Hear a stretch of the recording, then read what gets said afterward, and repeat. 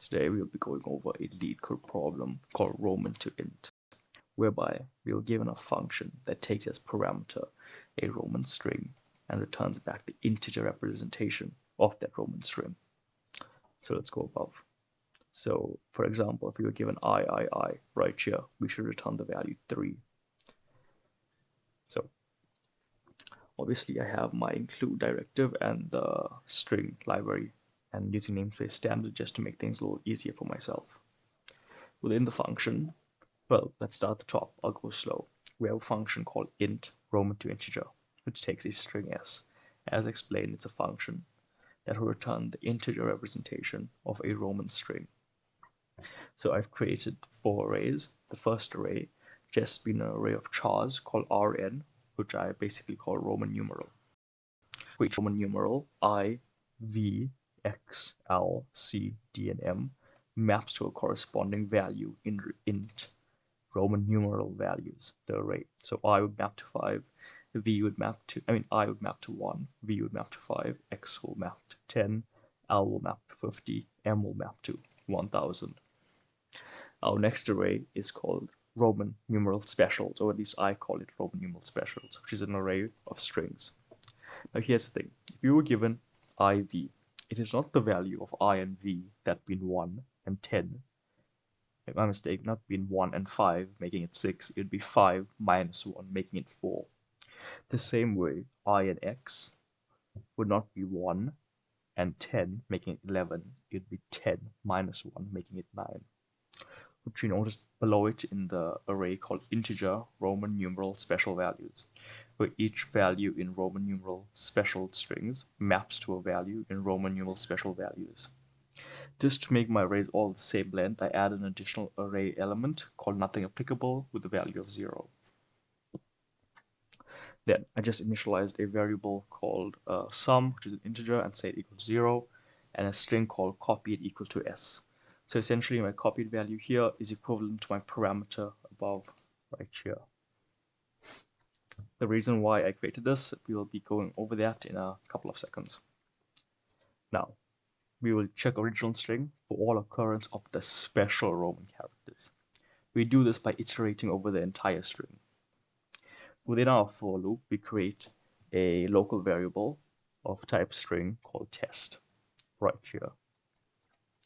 That value will be equal to the string of the first occurrence, of one occurrence of si, so the first character in the string, and the second character of the string, so si plus 1. And the second time it'll be si will be 1, and si plus 1 will be s2.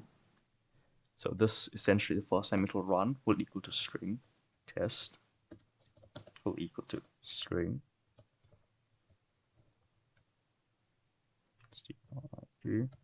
1 of s at position 0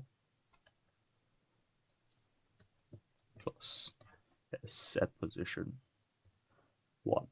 And the second time it'll run through, it won't be 0. This will be incremented to 1 because it's the second time in the loop, and I plus 1 will be 2. And the third time this will be 2, and this will be 3. Right. And then just below that we have a for loop. Again, this is so we can loop over the values in the array, and we check if test is equal to any of the values in Roman numeral special, so any of these 7 values here. If it is equal to it, so our quality turns out to be true, our Boolean check, then we will increment sum by the corresponding Roman numeral special value in this array right here. So for example, if we notice, let's go down, MCM, let's see if there's any MC. Is there MC here? No. Is there MX? No MX. Is there CM? We know it's right here, it's CM. So CM right there. So on our second loop, when I is 1 and I plus 1 is M, our string test will equal to CM. So we'll check CM, and is CM equal to any value in R and Sj, and it is equal. It's equal to the 7th value. So this will end up being sum plus equals 900. And then Within our copied string, which again is the same as a parameter s, we will replace all the occurrences of that value, which we just incremented above right here. So that cm will now, let me just copy this. So this before, this will be the value before, but after running this line right here, it will end up being m star star xciv. That is why we end up being.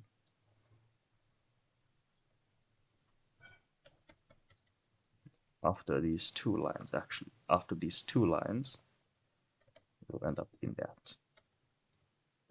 So before these two lines run, and after these two lines run, this is what we end up getting. And we will continually do that until we remove all special characters from our copy of string test. So not test, string copy. Once you break out of that loop, we will now have a string that will only consist of the normal Roman numerals. And at that point, all we do is we iterate over the string copied and we check each of its values. And the value is equal to a Roman integer.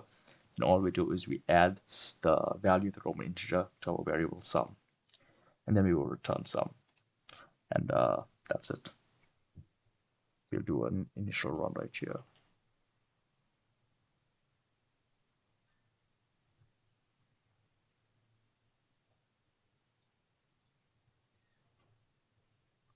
There we go. And that's all.